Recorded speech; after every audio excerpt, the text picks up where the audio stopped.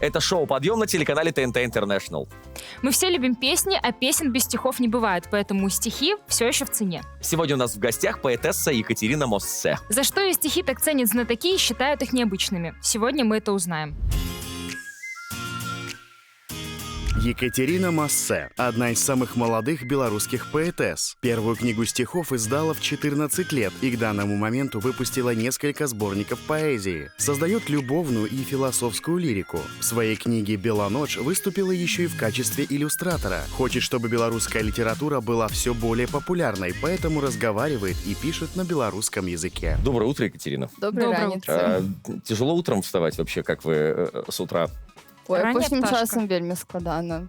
Увогуле я заўсёды марыла прачынацца трошкі раней, але неяк усё ідзе не па плане пакуль што, на жаль. Тым больш узімку, цёмна, холодна. Кому Вы у нас падабаецца? сова.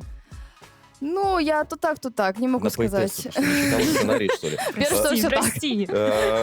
Зато она улыбается. Видишь, Екатерина улыбается, поэтому это надежда есть на то, что мы сегодня будем в хорошем расположении духа, Взбодрим, да. беседовать. Итак, у вас есть книги. О чем они? Вот вы сегодня, кстати, с собой принесли одну. Вось, гэта ўжо 4-я кніга, яна выйшла ў 2017 годзе.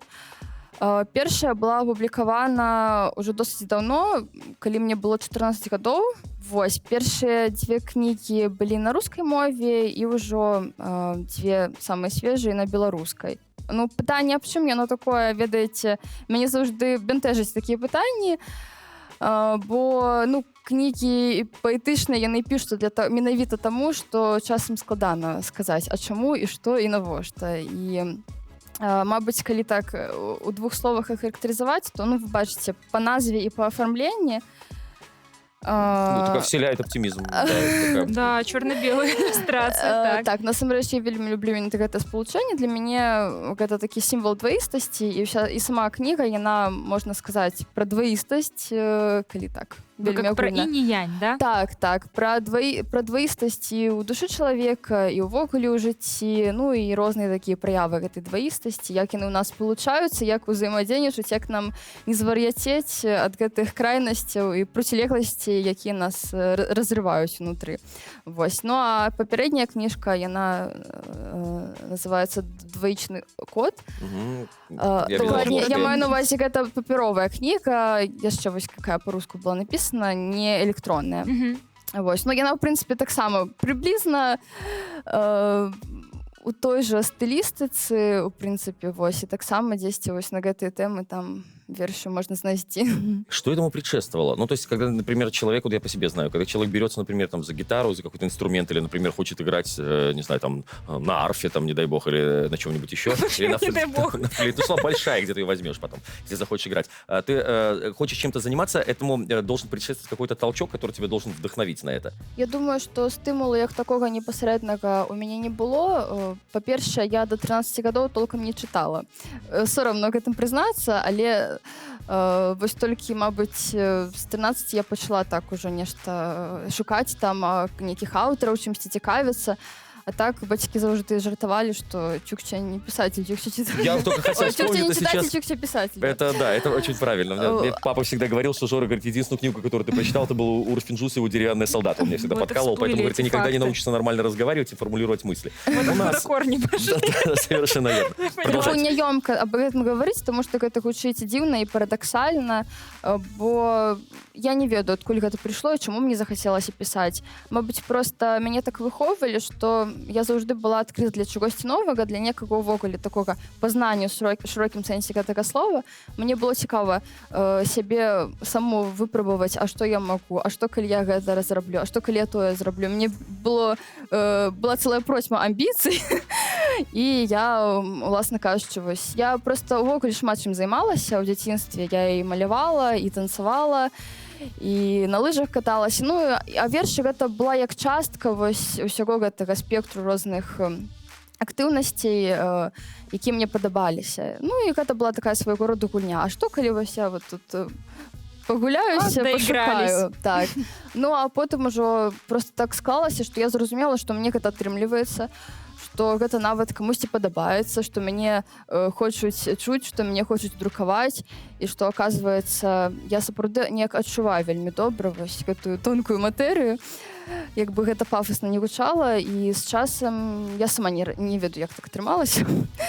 Але ўжо вось колькі больш 10 гадоў я гэтым займаюсь, і я, конечно, не магу гэта назваць сваёй прафесіяй проста таму, што я лічу, гэта выходзіць за межы якіх заўгодна абазначэнняў і паняццяў, ну, але так, я гэтым жыву дагэтуль. Мы снова в студии шоу «Подъем» на телеканале ТНТ International. Сегодня у нас в гостях поэтесса Екатерина Массе. Мы продолжаем наш разговор. Интересный момент. Мы прочитали такой факт из вашей биографии. Поэтический баттл к юбилею белорусских классиков Янки Купала и Якуба Колоса. Мне кажется, вообще из разных каких-то сфер поэтический баттл и вот слово баттл и Якуб Колос и Янка Купала. Как это происходило? Вообще, что это за формат и что там вообще... Ну, увогуле, спалучэнне неспалучальна, как это моя любимая тэма, і гэта вельмі, у прынцыпе, актуальна для паэзіі, для любога мастацтва наогул. Але гэта ўжо такое лірычнае адступленне, што да батлу была каманда Якуба Колоса, была каманда Янкі Купала, і мы як бы ад гэтых вось... Мы, скажем, за класікаў выступалі. Я за Якуба Колоса. Был там какой-то ресторатор? Похоже ли это было на Versus Battle? Вы по очереди читали стихи? Я думаю, что я здогадываюсь, якое у вас уяўленне менавіта пра батламі со всеми остальными. Не, гэта, конечно, было не настолькі брутальна, хаця, ну, я б, мабыць, не адважылася бы такім удзельнічаць, вось. Я і тут супраціўлялася вельмі доўга, але мяне угаварылі, і гэта было, насамрэч, вельмі, гэта было вельмі цікава, але ў такім больш лайтовым фармаце, таму што, ну, проста чыталі вершы па чарзе, абедзве каманды, ну, прачытаць трэба было, канешне, максімальна трыумфальна. Вось, гэта адбывалася ўсё ў гандлёвым цэнтры галерэя на першым паверсе, і проста вакол збіраліся людзі, ну, выпадковыя людзі, якія там гулялі. Ой, это круто. Нешта пакупалі, вось, і мы для іх выступалі, яны галасавалі. Ну, якім чынам? Пляскалі, тупалі, там, хто што. Ну и наша команда перемогла. То есть, насколько нравилось людям, определяли, да, по аплодисментам? Так, мы выступали для людей, так, и голосовали менавито люди, так. Здорово. Есть сейчас еще какие-то вечеринки, квартирники? Мне кажется, что вот в 20 веке как раз-таки это было очень популярно, когда собирались квартирники, читали свои произведения каких-то знаменитых по интересам, скажем, поэтов. Да. Так, увогуле, калі мне было 14 гадоў, я пачынала з выступу ў бібліятэках. І гэта такая, ведаеце, класічная пляцоўка для чытання вершаў, але я разумела, што, канешне, туды прыходзяць далёка не ўсе, і далёка не ўсім, в прынцыпе, прыйдзе да галавы там схадзіць у бібліятэку, паслухаць верш. Ну, таму што гэта таксама да пытання аб трендах, аб модзе, ўсё ж такі, ну, трэба быць рэалістычнымі, і в бібліятэках наўрад ці можна там знайсці менавіта сваю аўдыторыю, бо звычайна гэта ўжо ў асноўным пенсіянеры ці проста школьнікі, якіх сілай зацягнулі в бібліятэку паслухаць там чытанне літаратуры. І электропастух поставілі, щоб если что-то проти, хто там. Ну, амаль што так. Вось. І мне вельмі пашанцавала, тому што ў пэўны момант я выйшла якраз на групу людзей, якія арганізоўвалі нас у Мінску на той момант у графіці, такія арт-джэмы, так званыя. Гэта была арт-сядзіба, вось, і яны ладзілі такія паэтычныя чытанні з яшчэ з нейкімі музычнымі выступамі, якраз вось для маладых паэтаў. І я памятаю, што я толькі-толькі пачала пісаць па-беларуску, а там якраз былі асноўна беларускамоўныя. Я думаю, так, мне трэба туды пайсці, і якраз я напісала вось там аднаму знаёмаму, і мяне запрасілі туды прыйсці пачытаць. І ўсё, як бы з гэтага моманту вось пачалося такое актыўнае культурнае жыццё, таму што там сапраўды, не ведаю, проста вось былі самыя такія вяршкі літаратурнай, інтэлектуальнай эліты Менску. І я там знайшла вельмі шмат знаёмых, з якімі дагэтуль сябрую, і гэтыя арт-джэмы, яны ну, яны былі на рэгулярнай аснове праводзіліся, акрамя іх былі яшчэ іншыя мерапрыемствы, ну, менавіта такога моладзевага фармату, дзе таксама, магчыма, хтосьці там батліўся, хтосьці проста чытаў, была пастаянна крытыка, зваротная сувязь да аўдыторыі, ну, і, карацей, там, ну, адчувалася жыццё. І вось я доўгі час хадзіла вось на такія вечарыны, і мне гэта, конечно, дало просто супер уражанне, цудоўны вопыт, але Жизнь идет. Ты понимаешь, что не просто человек не сидит как бы вот дома один? Конечно. Вядома, што гэтыя вечарыны, яны таксама, у іх свой фармат, там свая аўдыторыя, і зараз я крыху адышла ад гэтай тэмы просто таму, што мне захацелася заглыбіцца ў сябе. Тады я пісала больш такія вершы, якія зручна чытаць на вялікую публіку, гучна, так, з пафасам. А потым мне нешта захацелася больш такой нейкай медытатыўнасці, вяртання да класікі, ну, я паступова як бы перастала туды хадзіць, ну, плюс зараз коронавірус, і таксама Так, особо не будем нічога не коронавируса. Не організоваць. будем, Все, на этой теме. Мы снова в студии шоу «Подъем» на телеканале ТНТ Интернешнл. Сегодня у нас в гостях поэтесса Екатерина Массе. Мы предлагаем сейчас чуть-чуть отвлечься и поиграть в отличную игру, которая называется «Поэт на века».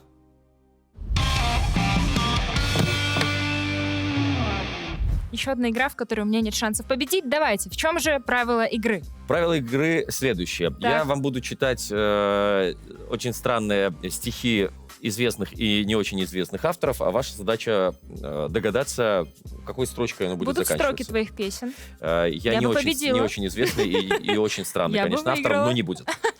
Итак, Даниил Хармс. Блоха болот, лягушка, ночная погремушка, далекий лот, какой прыжок, бугор высок, и должно быть та-та-та-та-та. Окончание. Блоха болот, лягушка, ночная погремушка, далекий лот, какой прыжок, бугор высок. Грызет бобер сугроб.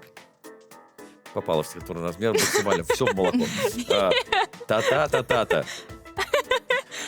Екатерина, у вас есть какие-нибудь варианты? Ночная погремушка и водяные с клюшкой. Водяные с клюшкой. Отлично. Мне кажется, отличная идея. Я думаю, Даниил Хармс с вами бы гордился обеими. Просто смотрит и аплодирует. Окончание ему невозможно было догадаться. Стоит избушка. Ну, то есть хотя бы мы с рифмой определились. Немножко отдохнем от Даниила Хармса. Велимир Хлебников. Бобе-обе пелись губы, веоми пелись взоры, пиэо пелись брови, лиэй пелся облик, гзи-гзи-гзео пелась цепь, так на холсте каких-то соответствий. Ой, блин, это дальше строчка, я даже я даже размером не хочу подсказывать. С чем это вообще может закончиться, ребята? Мне кажется, это может закончиться только, мне кажется, инфарктом сейчас. У меня будет версия «Оливок не перечесть». Хорошо. Спасибо. Абсурд с вашей стороны какой-нибудь, Екатерина? Конь в вакууме кактус начертал. Вы все-таки не можете отойти от Даниила Хармса. Ответ, значит, вот это все заканчивалось. Так на холсте каких-то соответствий вне протяжений жило лицо.